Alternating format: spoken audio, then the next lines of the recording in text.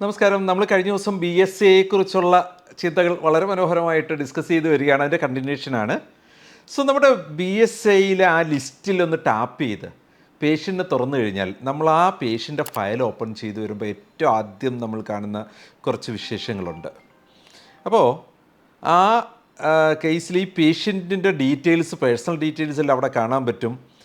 അതിനുശേഷം തന്നെ ഈ പേഷ്യൻ്റ് അഡ്മിറ്റായ ഡേറ്റ് ചെയ്ത് ഡോക്ടർ അഗെയിൻസ്റ്റ് അങ്ങനെയുള്ള ആ ഒരു ബേസിക് അഡ്മിഷൻ ഡീറ്റെയിൽസ് കഴിഞ്ഞ ഉടൻ തന്നെ ആ പേഷ്യൻറ്റിൻ്റെ initial assessment in the time of admission by nurse, initial assessment by doctor, care plan, ഇങ്ങനെയുള്ള കാര്യങ്ങൾ വൺ ബൈ വൺ ആയിട്ട് താഴേക്ക് കാണാൻ പറ്റും.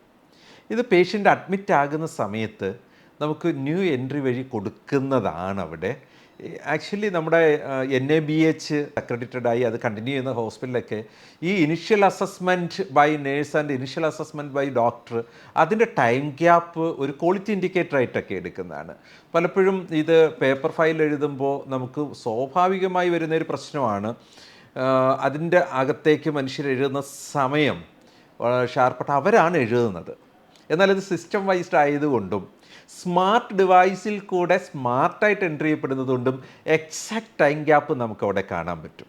നമുക്ക് ഡെസ്ക്ടോപ്പിൽ എൻട്രി ചെയ്യാനുള്ള ഓപ്ഷനുണ്ട്, അതുപോലെ തന്നെ BSAയിലും എൻട്രി ചെയ്യാനുള്ള ഓപ്ഷനുണ്ട്. ഇത് കൃത്യമായി ടൈം സ്റ്റാമ്പ്ഡ് ആണ്. സോ നമ്മുടെ initial assessment, turn around time in between these two initial assessment വളരെ കൃത്യമായിട്ട് റിപ്പോർട്ട് ചെയ്യപ്പെടും. NABHൻ്റെ ക്വാളിറ്റി ഇൻഡിക്കേറ്റേഴ്സിൽ അത് എത്തിപ്പെടും. നമ്മൾ അഡീഷണൽ ഡേറ്റ എൻട്രി ചെയ്യേണ്ട. അതുപോലെ തന്നെ ഡോക്ടേഴ്സ് അഡ്മിഷൻ സമയത്ത് റെക്കമെൻഡഡ് കെയർ പ്ലാൻസ് നമ്മൾ എന്തായാലും അവിടെ വിസിബിലിറ്റി ഉള്ളതുകൊണ്ട് നേഴ്സസിന് ഈ പേഷ്യനെ എടുക്കുമ്പോഴും മറ്റേതൊരു ക്ലിനിക്കൽ സപ്പോർട്ടിംഗ് സ്റ്റാഫിന് ഈ പേഷ്യൻ്റെ ഫയൽ തുറക്കുമ്പോഴും ഈ അഡ്മിഷൻ എന്തിന് ഫോക്കസ്ഡ് ആണ് എന്നതിൽ ഒരു കൺഫ്യൂഷനും വരാനുള്ള സാധ്യതയില്ല. അതുപോലെ തന്നെ നേഴ്സസ് ആ ഒരു അഡ്മിഷൻ എപ്പിസോഡിൽ ഡിഫറെൻറ്റ് കെയർ പ്ലാൻസിൽ കൂടെ കടന്നു പോകുന്നുണ്ടാകും ആ പേഷ്യൻറ്റുമായിട്ട് ബന്ധപ്പെട്ട്. അത് സമയങ്ങളിൽ ആഡ് ചെയ്യുന്നതിനും മറ്റ് നേഴ്സസിന് അവരുടെ കൂടെ വർക്ക് ചെയ്യുന്നവർക്ക് ഒരു കൺഫ്യൂഷനുമില്ലാതെ ഈ പേഷ്യൻറ്റിൻ്റെ ഓരോ പീരിയോഡിക് ചേഞ്ചസും കെയർ പ്ലാനിലുണ്ടാകുന്നത് അവിടെ റെക്കോർഡഡ് ആയിരിക്കും. അപ്പോൾ അത് ഒരു ഇനിഷ്യലെ ഫയൽ തുറന്നു വരുന്നത് നമ്മൾ ആദ്യം കാണുന്ന മേഖല അത്തരത്തിലാണ്.